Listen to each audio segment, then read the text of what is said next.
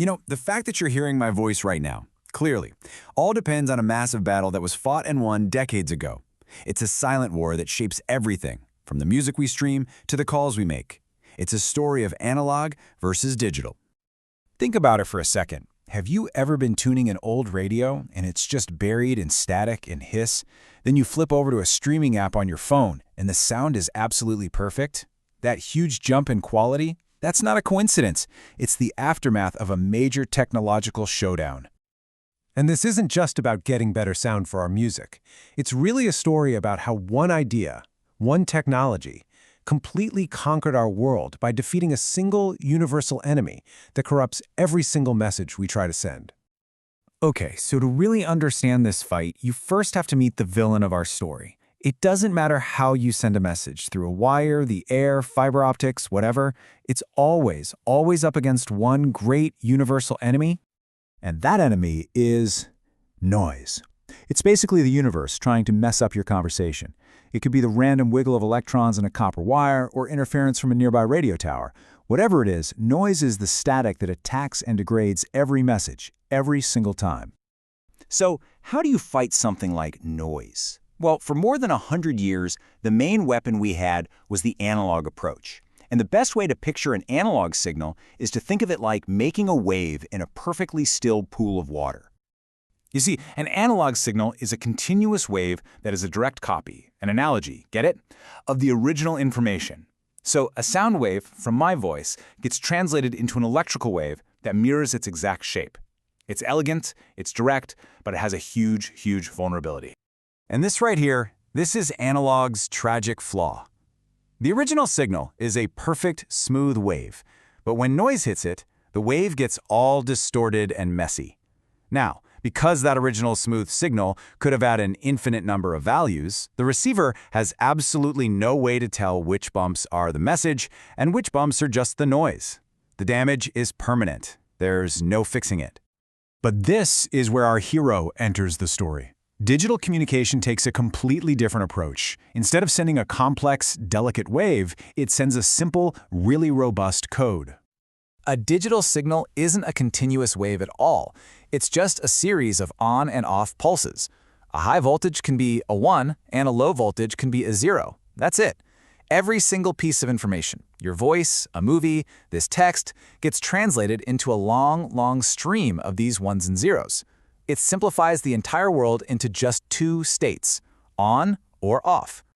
And here's the brilliant part. Even when noise attacks a digital signal, making the highs not so high and the lows not so low, the basic pattern is still totally obvious. The receiver doesn't need a perfect signal. It just needs to be able to tell if a pulse was supposed to be on or off. And that resilience, that's the key to its secret weapon. This simple idea unlocks digital's ultimate superpower, the ability to not just resist noise, but to completely erase it, and then rebuild the perfect signal right out of a corrupted one. It all comes down to a three-step process called regeneration.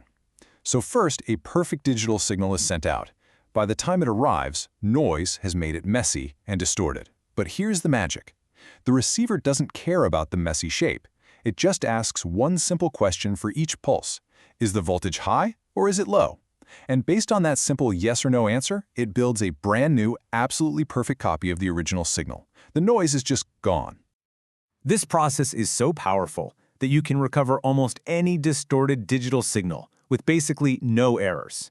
You can even stick these little devices called regenerative repeaters along a long cable, and at each stop they just create a fresh, perfect copy, completely preventing noise from ever building up. That is an unbelievable advantage. So yeah, this one ability to regenerate a perfect signal from scratch is the real foundation for digital's complete takeover of our world. It unlocks a ton of other benefits that analog just can't even dream of competing with. This victory over noise pretty much unlocked everything else. Because all information, voice, video, text, is just a stream of numbers, you can merge it all together into one signal. You can build in clever codes that automatically find and fix any errors that might slip through. You can easily encrypt it to keep it private. And maybe best of all, the hardware to do all this has become ridiculously cheap and incredibly powerful. So when you look at the final scorecard, it's a total knockout. When it comes to noise immunity, merging data, correcting errors, and cost, digital wins easily. But analog does have one last advantage, and it's a pretty big one: bandwidth. And that's the trade-off. It's like this. To describe a smooth, simple curve, that's your analog signal. It doesn't take much information. But to describe that same curve using only tiny, chunky, on or off steps, that's digital, you need way more steps, which means way more data. And all that extra data requires more bandwidth. It's the one price we pay for the nearly perfect clarity of our digital world. So digital won its war against noise, and in doing so, it literally built our modern world. But that victory brings up a final, really interesting question. If digital solved the problem of physical noise, what is the noise of our era? What's the fundamental flaw that the next great communication revolution is going to have to conquer? Thanks for watching.